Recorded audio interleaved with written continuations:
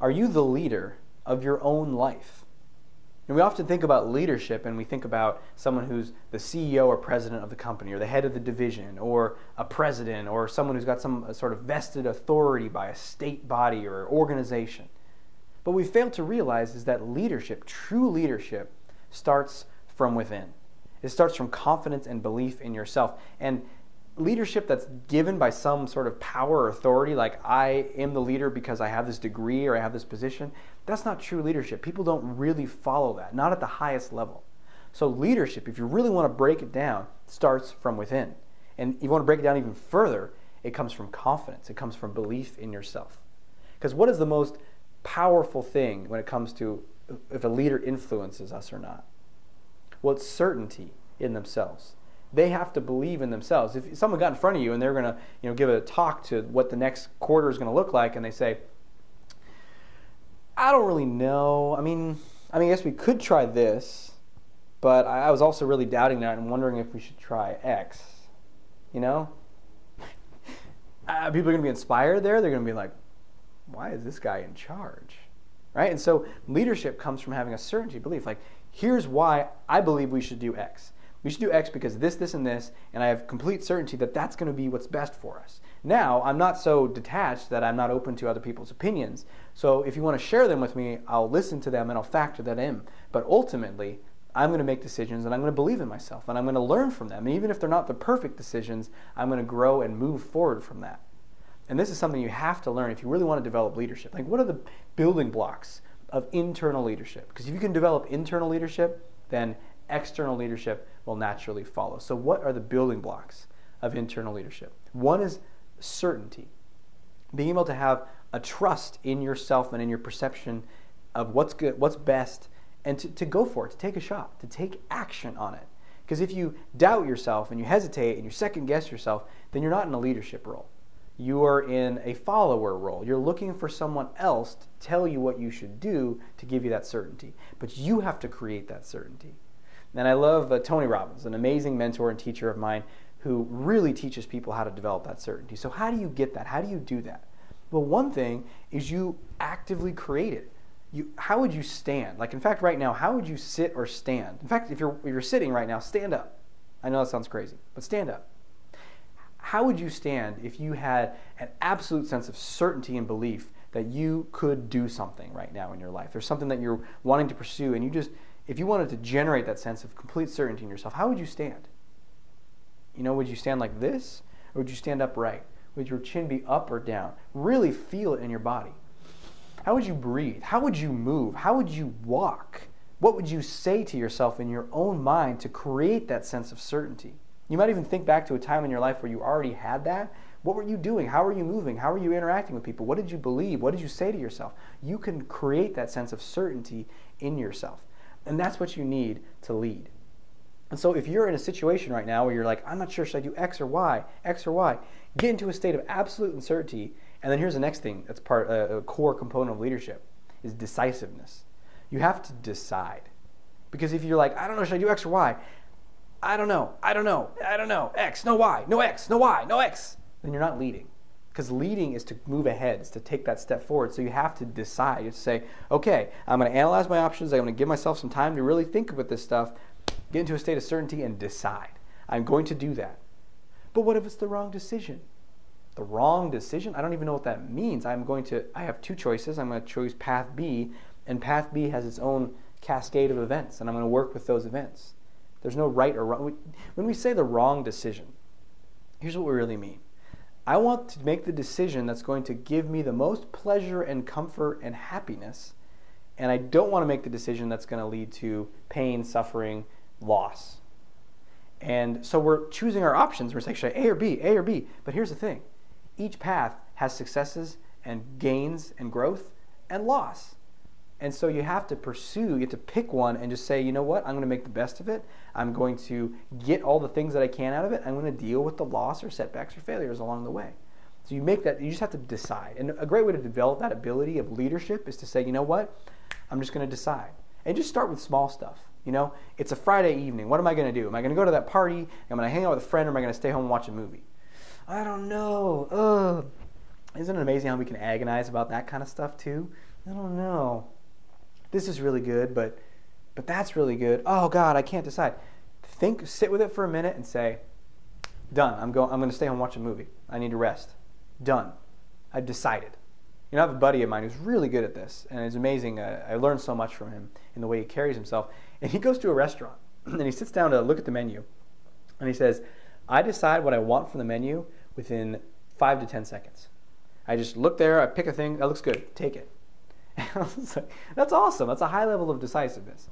I like to plan things a little more, so that's not my style when it comes to eating at a restaurant, but I love that just decision. And I ask him, well, don't you ever have have you ever had meal envy where you order something and then the person next to you gets their meal and you're like, oh man, wish I'd order that.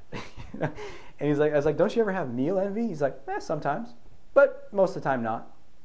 And so it's just he made a decision, he sticks with it. So that's the second core component of leadership. You have to just make decisions and take action. The third thing is you have to have a clear sense of how things can be better for you in your life and then ultimately for others. No one wants to follow a leader who says, so I'd imagine that next year we're probably going to earn about the same and stagnate, and then the year after that we're probably going to just lose it all. I don't really anticipate anything good happening. I've been losing sleep over this. I think we're just going to fail. Who wants to follow that? And it's the same thing in our own lives, right? I know when I created my own business, and I go deeper into this in the creating your own business section, I had the same fear that everyone has. What if it doesn't work? What if I fail? And so if you're a leader in your life, the follower, this person who's looking to someone else to decide for them says, what if I fail? I'm not going to take action until I have absolute certainty that I know it's going to work out. And I'm just going to kind of wait here and hope things change in my life. But if you are going to move towards that, you have to say, I'm going to take that action even if I fail. And that's the key component of leadership, is to be able to take action in the face of potential failure and being able to see it how you want it to be. You have to be able to say, oh, here's how I want to create it. Here's what I'm going to do. Instead of saying, will it work? What if I fail? Say, how can I create X? How can I make this happen? How can I grow a business that it prospers and brings money, but also brings fulfillment and satisfaction? How can I create that? So leaders see a vision for what they want to create and they pursue it. And you have to be able to have certainty and belief in that. And those are skills that you can develop. If you've seen that movie, Kon-Tiki, it was an old book, and they made a movie of it recently in the last couple of years. And what really struck me about that, it was really fascinating. I don't know if you know the story, but it was this guy who was convinced that he can travel from, I don't remember the specific islands, but across the Pacific Ocean in a raft. Because he theorized that, peoples traveled from certain islands in the South Pacific to different places to populate, and it's like thousands of miles across the ocean. And at the time, the only technology they had for maritime travel was rafts. These like little rafts with wood, not like huge boats with sails and galleons or anything like that, but little rafts. And he's like, no, I'm convinced that that's how people did it. And everyone said, you're crazy. And he says, I'm crazy. I'll show you. I'm going to build a raft with the same materials they had, and I'm going to sail in the path, thousands of miles that I believe they did, and I'll show you. And everyone thought, this guy's crazy. Who's this guy? He's going to die. And so he assembled his team. I think he was in the military, and he got his boys from his platoon or whatever that really trusted him, that worked with him in the past. And they assembled it, and they built this thing, and then they're sailing off, and it's big news at the time. Like everyone's like, hooray for them, good for them, and they have this send off, and then they're out on the ocean. And they're progressing along, but it starts to not go well. They have to get past a certain thing. They're making slow progress. They don't have a sail. They can't direct where they go. They're on a raft on the currents, and if they get into the wrong current, they spiral out and they die. They have a radio, so they could call back, but what the radio shorts out? What if they sink more rapidly? What if they fall in the water and there's sharks? This is not a walk in the park here. Death is on the line. And so certainly as time goes on, there's one particular guy in the boat who starts to see the logs are breaking apart. The rope is starting to fray. And so instead of being a solid raft, the logs are kind of thunk, thunk. They're separating a little bit. And he's just staring at it. And they're out in the middle of the ocean. They're not making progress. They're going to get stuck in this bad current. And he's like, we're going to die out here. We're going to die. And the leader, the guy who led this, said, we'll catch that current. We're going to make it. We're going to make it. And he had this absolute certainty. And then the guy said, how can you know that? How do you know that? I'm so freaked out. And he said, I know it. We will. And he just held his gaze. And the certainty in him was so strong. And it was compelling. It was moving. This guy is powerful. You wanted to follow him. So that, if you can develop that in yourself, and again, I'd say it starts from within, because if you don't have that in your own life, then there's no way you can pretend to project that. You can do it for a little while, but people see through it. And you can't keep up the facade. You have to start by creating that in your own life. So where are the areas in your own life where you're held back by fear, and you say, I can't do it, I'm not going to do it, it's not going to work out? How do you create that vision and have an absolute certainty and say, this will work out? And one way I've done that in my own life, because I found that sometimes it's challenging. Maybe you want to do something you've never done before, and it can be hard to develop that certainty. But here's one thing that I found is like a bedrock of certainty for me, and maybe it can be for you, is to say, you know what? It might not work out on the first time. Sure, maybe my business would fail. Maybe I'm going to pursue that woman and take a risk and she's going to reject me. I don't know that. How do I have absolute certainty that that particular time is going to work out? But here's one thing I'm absolutely certain about, that I am relentlessly going to pursue. I am determined, and I will find a way. So if that first one fails, I'll try another one. If that one fails, I'll learn and I'll adjust my approach and I'll try another one. And if that one fails, I'll learn and I'll try my approach and I'll do another one. Again and again and again with relentless determination, and then I'll get it. And that's something that really rings true for me, is we can never really know if that one particular situation is going to work out, but we can have certainty that we will continue in spite of failure and setback and learn, and eventually we'll learn what we need to and we'll get it. So where can you find your bedrock of certainty for you? These are the core components of leadership, and if you develop this stuff and you live that way, people will naturally follow you. You will start getting more. I was working with a guy on this stuff, and he started also practicing assertion and watched the videos about how to public speaking up in meetings. He started to do all that stuff, and then all of a sudden, every time a new project came along, he got called into the superior's office, and they're like, so we're thinking of doing this new thing, and we want you to do it.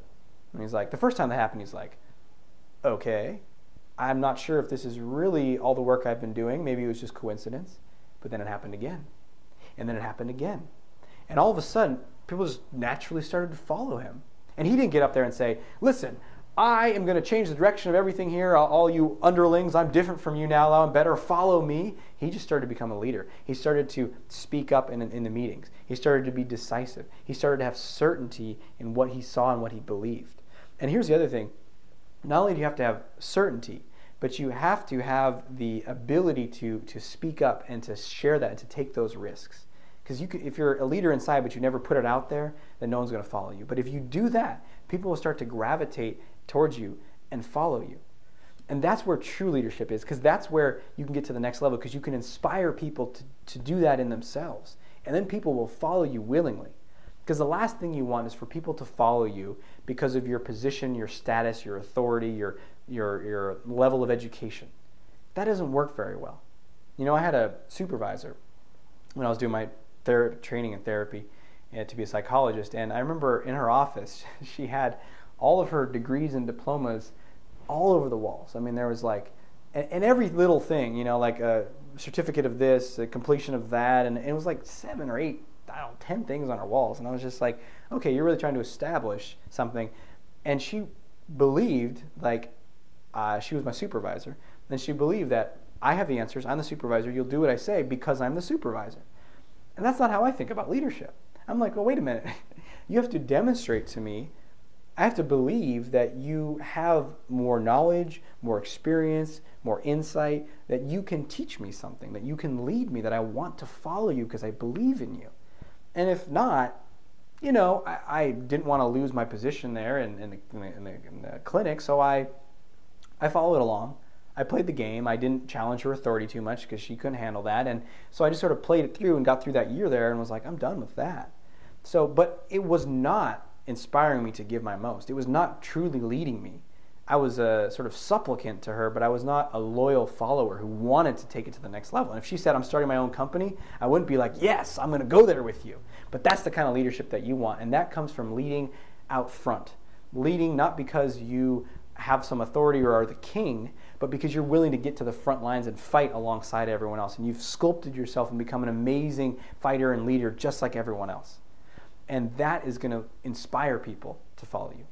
So these are just some of the basics of leadership. If you want to go deeper into how to be a leader in your own life, how to stop looking to others to determine what you should do and being decisive and following what you believe in, then contact me for confidence coaching, because that's one of my favorite things to work on with people is how to develop your leadership. And we're going to find that in you and help you sculpt it to whatever level you want, because the more powerful you can get in leadership, the more doors open up for you.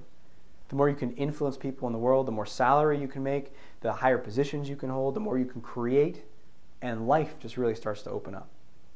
So I look forward to talking to you more in the future about leadership and other things. Contact me about confidence coaching if you're ready to go deeper.